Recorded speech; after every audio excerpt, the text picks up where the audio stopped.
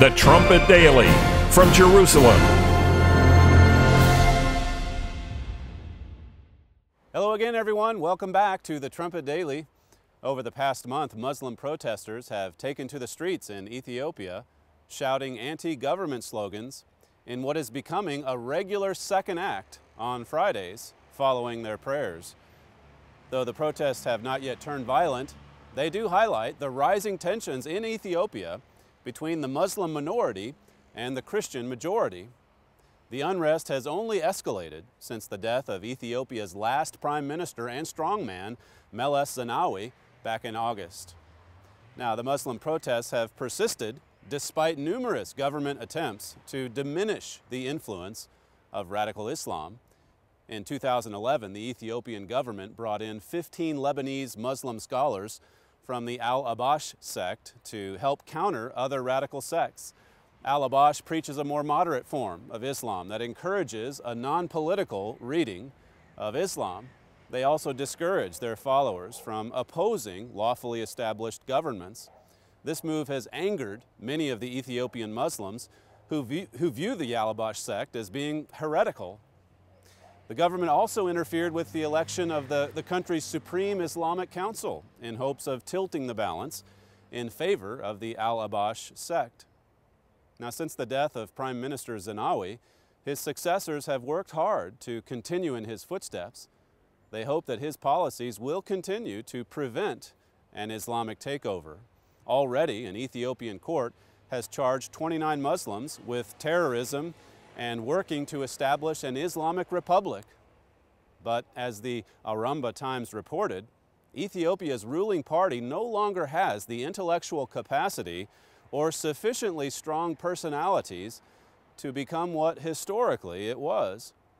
It goes on to say that it's only a matter of time before the status quo is challenged, and when it is, the government will crumble. Back in January 2011, my father prophesied that Ethiopia would eventually turn radical and ally itself with Iran. This despite the fact that the majority of Ethiopia is Christian. Even still, my father told Key of David viewers to watch Ethiopia, and when he warned about its radical turn, nothing was stirring in Ethiopia. A few months after his broadcast, he reminded Trumpet readers of the specific prophecy in Daniel 11, verses 42 through 43. He said this prophecy reveals that dynamic events have to take place in Libya and Ethiopia. For it to be fulfilled, Libya and Ethiopia must align with Iran. Now, this realignment is already happening in Libya, and we're beginning to see the early stages of it in Ethiopia. Earlier this month, Iran announced its intention to invest more in Ethiopia. Ethiopia has one of the fastest growing economies in Africa, and Iran is eager to spread its influence all throughout East Africa. Let me just show you a brief excerpt of a report that was posted on December 9th at Press TV. Take a look. According to the ambassador of Islamic Republic of Iran to Ethiopia, Ali Bahraini, Iran and Ethiopia have commonality of being symbols of the oldest civilizations, hence the need to strengthen their bilateral cooperation. Iran acknowledges the pace of economic development in Ethiopia and is offering its expertise. And we acknowledge that Ethiopia has achieved a lot during last decade, and our country is ready to support Ethiopia to continue this process. There are already some projects that have been implemented by Iranian companies in Ethiopia, mainly in the fields of energy. Ambassador Bahraini says that owing to the appreciation by the Ethiopian government given on their quality deliverance, a clearer path has been opened for further economic operations.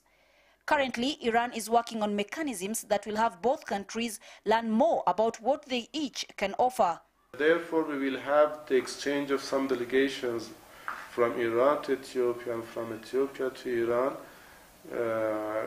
composed by governmental sectors and non-governmental sectors, in order to get familiar with each other's potentials and then to have consultation and negotiation how to establish cooperation in different fields, in particular in economic fields.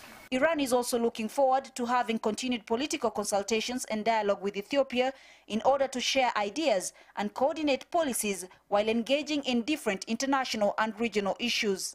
Now, make sure you go back and read Libya and Ethiopia reveal Iran's military strategy, because it not only prophesied that Libya and Ethiopia would come under the influence of radical Islam, it explains why radical Islam is gaining control over the Red Sea region.